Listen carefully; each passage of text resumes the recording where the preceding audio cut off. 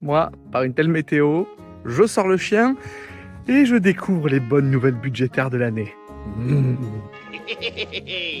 Parce que ça y est, la loi de finances 2026, elle est passée. Et vu le mal qu'on a eu à l'adopter, il est temps d'en voir les effets, notamment dans le monde judiciaire. Et l'un de ces effets, c'est le retour de ce bon vieux timbre fiscal en première instance.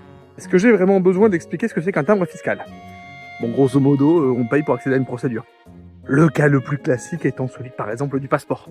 La gabelle, la taille, l'impôt sur les épices, pour cette année, ça fait combien? Et ça marche aussi dans le cadre judiciaire. Ainsi, pour être partie dans le cadre d'un procès qui serait devant la cour d'appel, appelant et intimé doivent tous deux s'acquitter d'un timbre fiscal d'un montant de 225 €. Et bien depuis le 1er mars, il y a une petite surprise.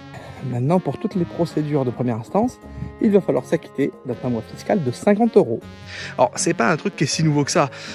Il a existé de 2011 à 2015 pour une valeur de 35 €.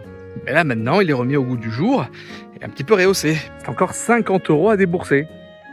Alors, ça n'a pas concerné toutes les juridictions, mais un bon paquet tout de même. Toutes celles qui dépendent du tribunal judiciaire, parmi lesquelles les chambres de proximité, même les conseils des prud'hommes. Bon, est-ce qu'on peut dire pour autant que c'est la fin de la gratuité du service public de la justice? C'est normal. Les pauvres, c'est fait pour être très pauvres et les riches, très riches. Alors, pas exactement, puisque celles et ceux qui seront bénéficiaires de l'aide juridictionnelle n'auront pas à payer cette somme.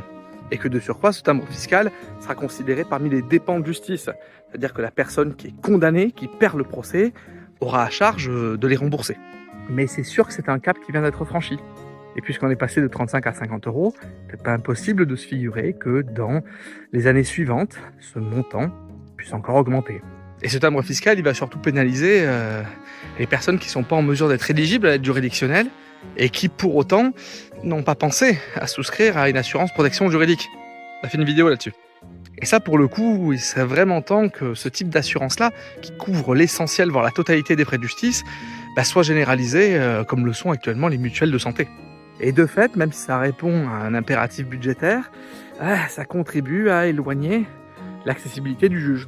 Et de plus en plus, la question majeure sera celle de l'économie du procès, ce qui va passer par le fait de le préparer largement en amont.